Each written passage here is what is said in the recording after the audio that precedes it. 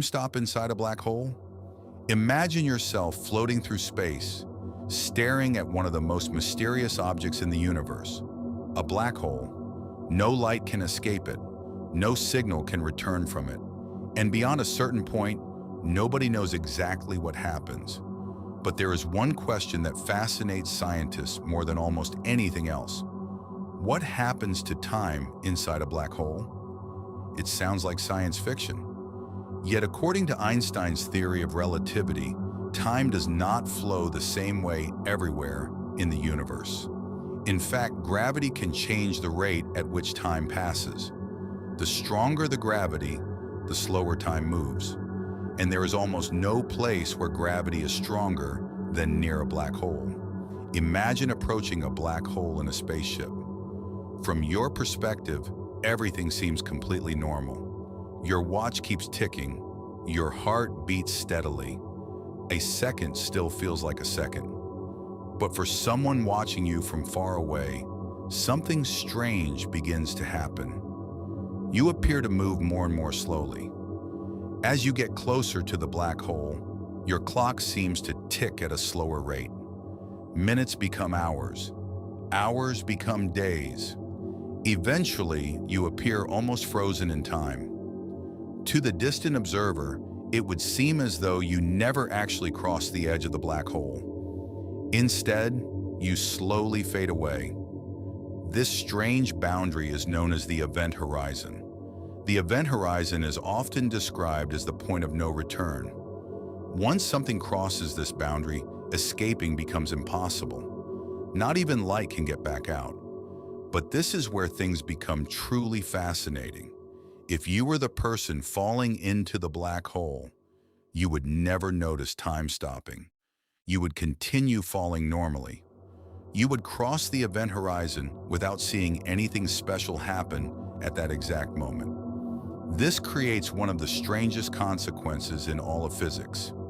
Two observers can completely disagree about what happened. The distant observer sees you slowing down. You experience yourself moving forward normally. And according to Einstein, both perspectives are correct. How can that be? Because time is not absolute. Time depends on where you are and how strong the gravity around you is. This effect is called gravitational time dilation. And it is not just a theory. Scientists have measured it. Even clocks on Earth run at slightly different speeds depending on their altitude. A clock on top of a mountain runs a tiny bit faster than a clock at sea level. Near a black hole, however, this effect becomes unimaginably powerful. A few hours spent near an extremely massive black hole could correspond to years passing elsewhere in the universe. In theory, if you could somehow survive, it would be like traveling into the future. While only a few hours pass for you, centuries could pass for everyone else. But survival is the difficult part. As you move closer to the black hole, gravity becomes increasingly dangerous.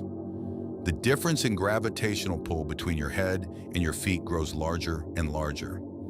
Eventually, that difference becomes so extreme that your body would be stretched into a long, thin shape.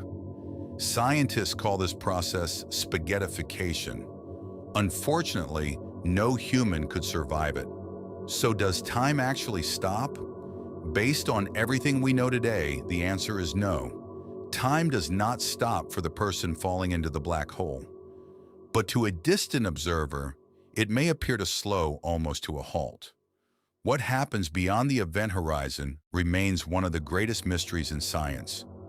Our current theories cannot fully explain what happens at the center of a black hole. Some scientists believe the laws of physics completely break down there.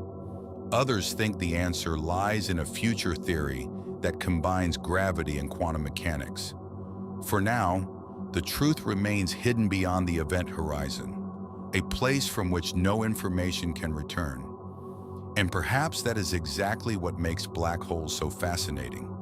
They are not just objects in space. They are gateways to some of the deepest mysteries in the universe. Mysteries that humanity is still trying to understand. And perhaps, somewhere beyond that invisible boundary, the true nature of time is waiting to be discovered.